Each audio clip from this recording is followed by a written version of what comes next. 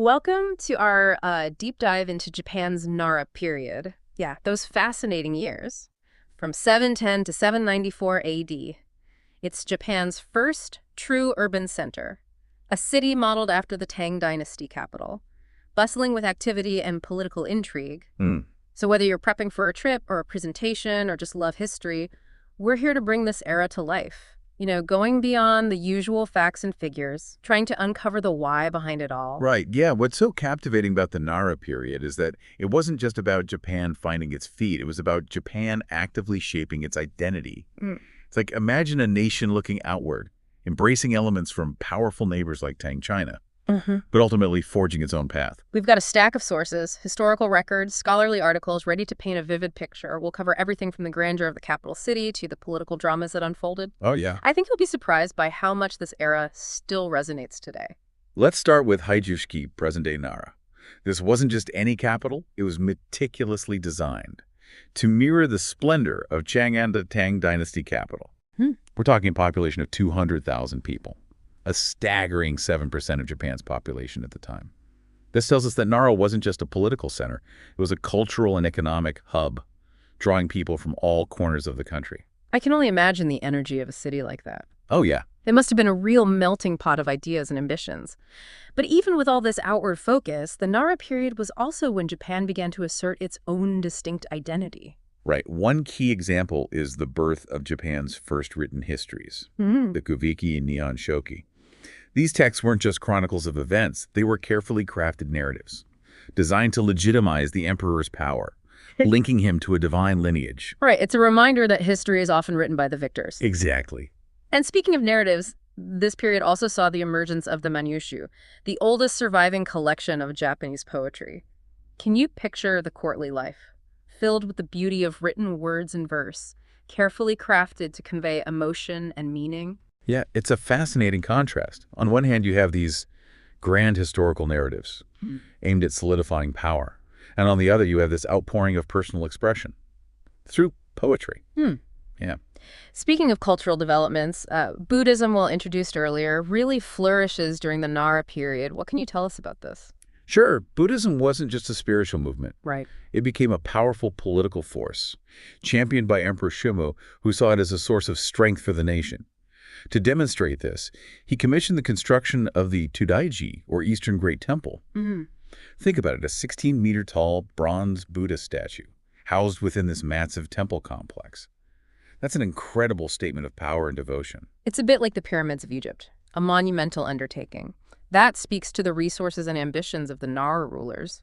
But as we know, even the most impressive facades can hide simmering tensions. Exactly. The Nara court was a hotbed of political intrigue, with different factions vying for influence. Take the Fujiwara clan, for example. They were master strategists, weaving a complex web of marriages and political appointments to ensure their grip on the imperial family. It's like a political chess game, with each move carefully calculated to gain an advantage. Were there any particular events that illustrate this power struggle? We'll consider the story of Prince Nagaya. After the death of Fujiwara no Fuhito, the head of the clan, Prince Nagaya, sensing an opportunity, attempted to seize power. Fuhito's sons, however, orchestrated a countermove, installing Emperor Shōmu the Prince by Fuhito's daughter on the throne and crushing Nagaya's rebellion. So it reminds us that personal ambition and family ties played a huge role in shaping political outcomes. And it makes you wonder, what was it like to live in this era of constant maneuvering and uncertainty? Right, and we also can't forget the devastating smallpox epidemic of 735. This wasn't just a tragedy, it was a political earthquake. It significantly weakened the Fujiwara clan's hold on power, adding another layer of instability to an already turbulent period. It seems that even powerful families were vulnerable to the forces of nature. It's a reminder that despite their efforts to control events, they were still subject to the whims of fate. But amidst all this chaos, there were also remarkable strides in governance and administration. What can you tell us about these advancements? Well, the Taihō Code, established in 701, was a game changer. It was Japan's first comprehensive legal system based on Chinese models, but adapted to fit their own needs.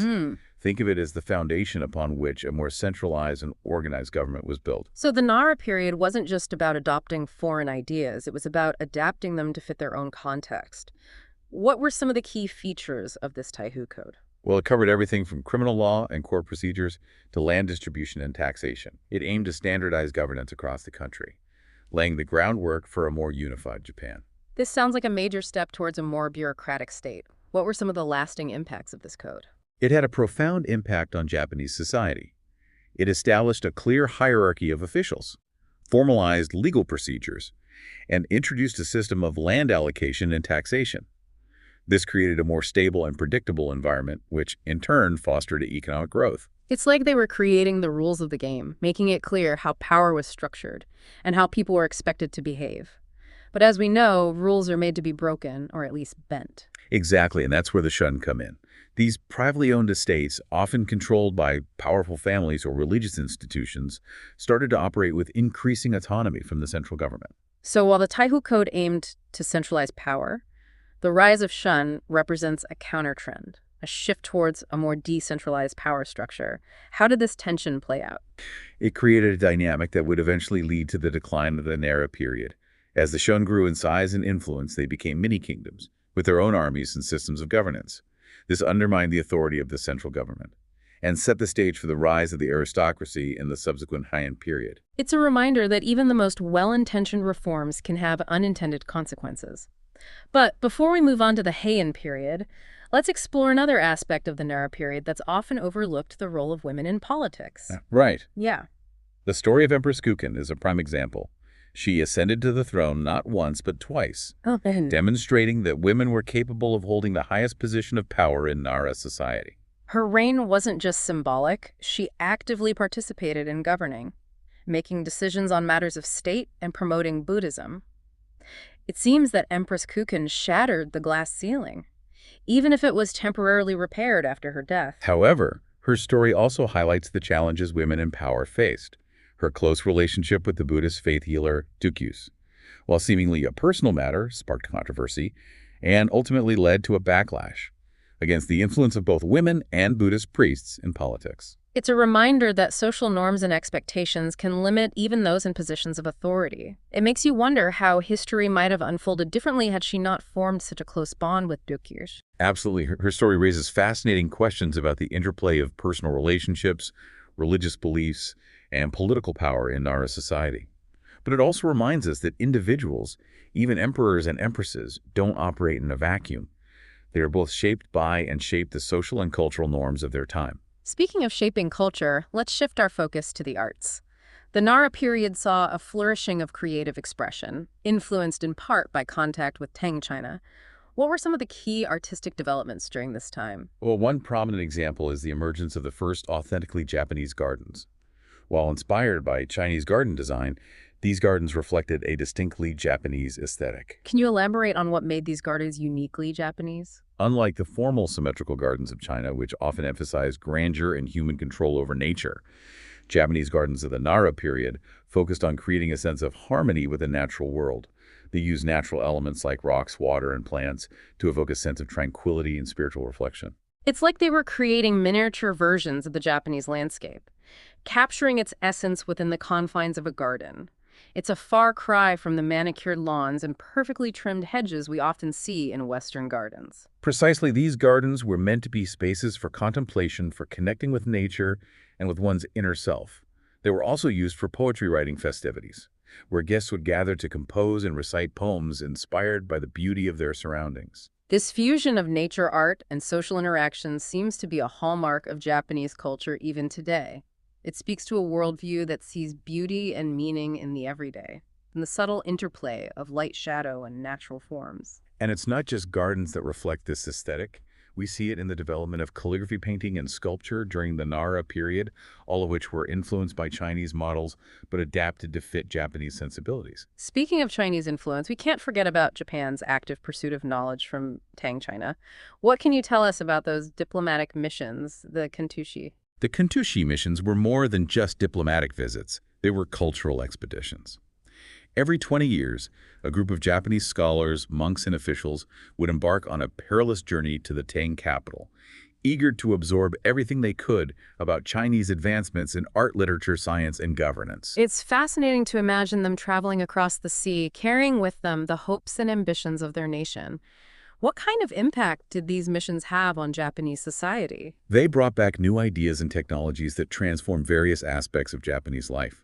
For example, they introduced new techniques for building temples and palaces, new styles of calligraphy and painting, and new forms of Buddhist practice. It seems like they were on a quest for knowledge, eager to learn from a civilization they viewed as more advanced. But were they simply imitating China, or were they selectively adopting and adapting these influences to fit their own needs? It was a bit of both. The Japanese were keen observers and quick learners, but they weren't passive recipients of Chinese culture. They carefully selected elements that resonated with their own values and adapted them to fit their own context. So it's not a simple case of cultural borrowing. It's a process of cultural transformation, a blending of influences to create something new and distinctly Japanese. Exactly. And this process of cultural exchange wasn't limited to China.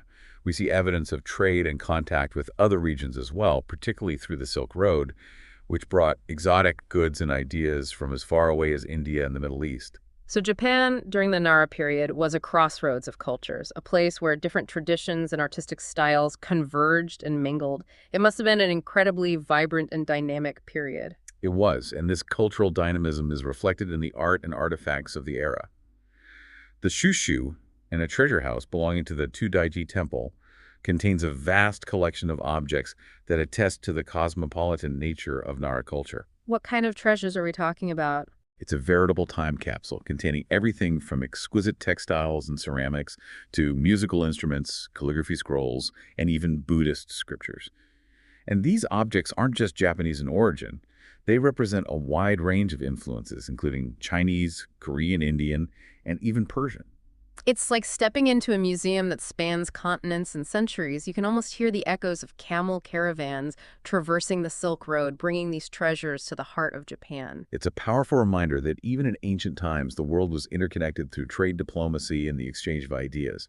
And Japan, during the Nara period, was actively engaged in this global network, shaping its own identity through contact with other cultures. This makes me wonder, with all this focus on external influences, were there any groups within Japan that resisted this wave of change? There were indeed.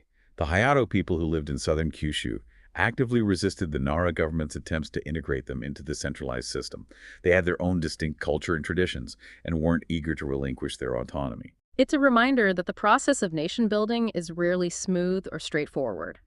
There are always competing interests, different perspectives, and pockets of resistance to any attempt to impose a unified identity. Exactly. The Heijō people ultimately succumbed to the Nara government's military power.